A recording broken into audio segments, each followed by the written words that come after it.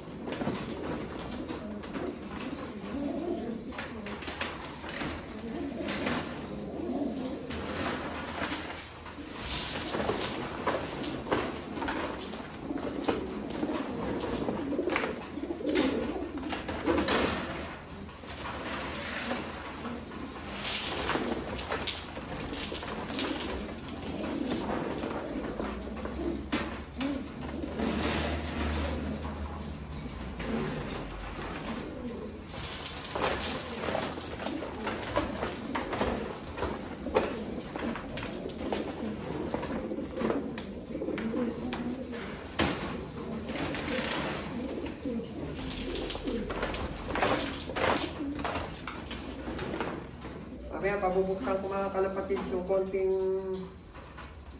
bintana. Kailangan mapalitan yung hangin sa loob. Mag-circulate yung hangin kasi nga makabiglang merong magkasakit. Di natin inaasahan. Sipunin, magkahawa-hawa. Kaya kailangan din nila ng fresh air.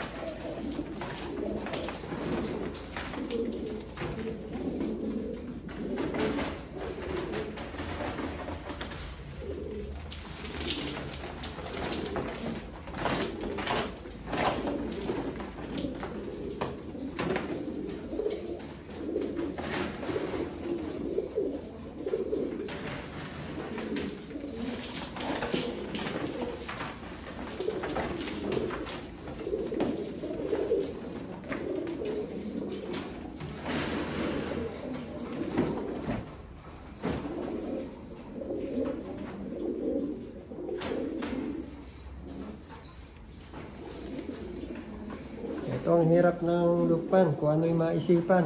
Kasi ang amo ko, ano nga siya, breeder at saka itong negosyo niya. Itong mga kalapati, mga kalapatids. Kaya, siyempre, nandito tayo, tutulong-tulong konti. Tumutulong tayo para sa atin naman sa Pilipinas, maasikaso na. Dami na rin tumutulong mga kalapatid. Huwag kayong mag-alala. Aabot ko yung mga to sa Pilipinas. Itong mga kalapati ni Mr. Hideyumi. Mga breed namin dito. Ang kagandahan po ng breed namin dito mga kalapatid. Hanggang ngayon. Sa 70 years na pagkakalapati ni Amo. Itong mga kalapati rito. Yung mga nagiging anak nila kay Mr. Ayasi-san. At saka dun sa Okinawa hanggang ngayon talaga maano pa, nagbibigay pa ng karangalan kay Mr. Hideyumi. Meron nga nag-solo champion dito sa extreme long distance mga kalapatid. Halos 6 na buwan na pinag-usapan yung kalapati yun na bigay siya ng record na maganda. Kung di ako nagkakamali, 1,300 yun nilipad. Solo champion. Ang deadline po na ginamit galing po sa amin. Sabi nga ni Amo nung mamagasin ng 6 na buwan na pinag-usapan, bakit daw hindi siya niyayaya ng mga nakabili sa kanya na ginawang breeder mga kalapatid. So nagtatampo rin yung mga matanda. Buti pa si Hayasi-san, talagang inaano nila, pinopromote nila si Amo sa kanya mga breeding.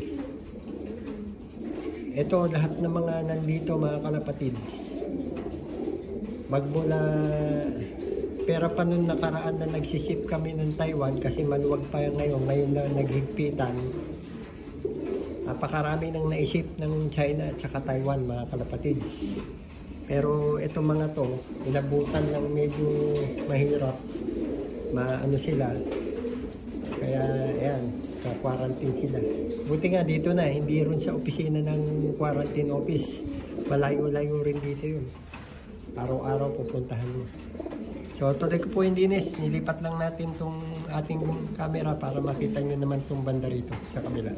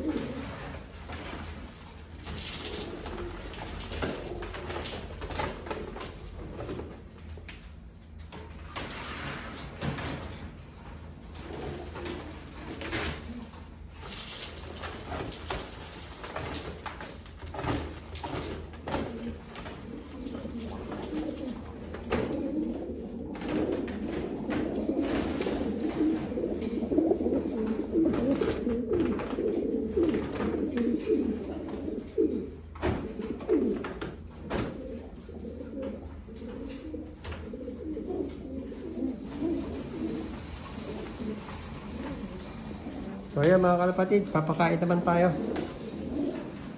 Pakainin naman natin itong mga ano. Bali ano na sila rito. Isang araw pa lang.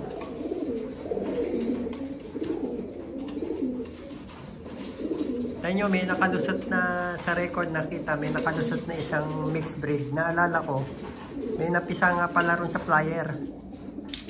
At yung mga lumipad ng 450 kilometers naiwan dun sa flyer. Naalala ko meron palang nangitlog at napisa. Ito yun, nag-iisa rito na mixed breed. Pero lahat puro ito, puro pure breed na. Yan mga yan. So mga Otto Wiener, Jansen, Gordon, saka Louis Opel. Puro pure breed na yan. Kaya magandang pang cross sa mga champion line nyo dyan sa Pilipinas o miski saan bansa o miski rito sa local buyer. Pinang ano nila to, pinang co-cross dun sa mga ano nila, sa mga kalapate. So pakain muna si Kuya Toybit, mga kalapatid.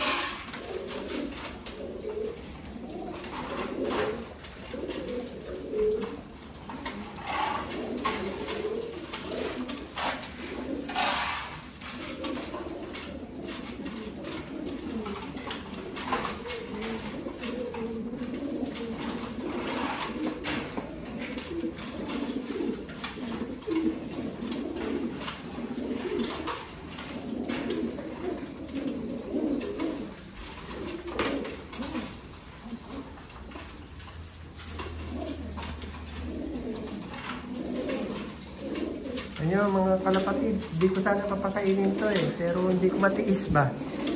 At yung kasama ko wala pa, mag-aalas 11 na. Pababayaan ko na sana to at bahala siya magpakain kasi siya nga may pakanan nito pero hindi ko matiis. Dahil sa tagal ko nang inalagaan itong mga kalapatin ko, meron dito 2020, 21, 22, 23. Hindi ko matiis na hindi pakainin, saka hindi ko matiis na hindi ko sila makita mga kalapatin. Yan, napamahal na rin sa akin itong mga kalapatin ko. Kaya asikaso pa rin. Kasama ko parang parang supervisor kung pumasok. Pag-alas mo sila, wala pa rin. Siyang pakanan itong ikulong dito itong mga to. So tuloy po, papakain ulit tayo para matapos na.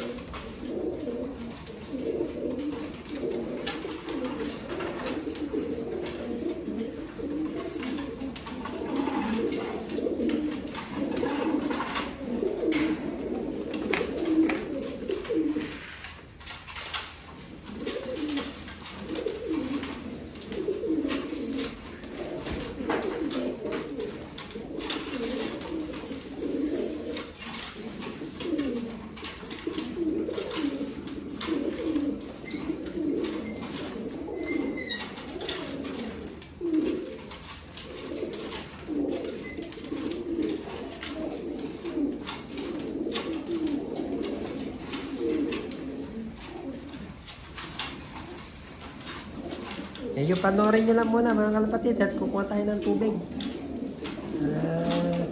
Para may nakikita kayo, makakita nyo sa mga kalapating alaga ni Kuya Tebis dito sa Dionysio.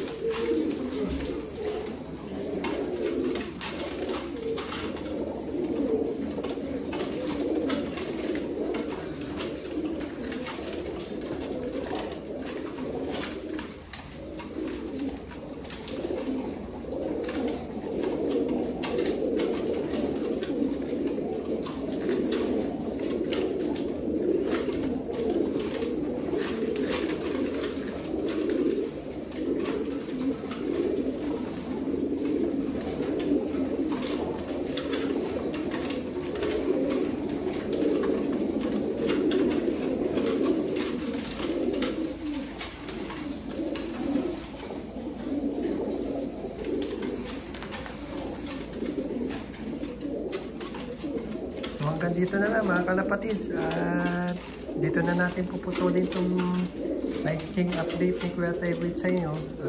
Pasensya na po, medyo madalang tayo mag ano. Salamat po, arigato, bye.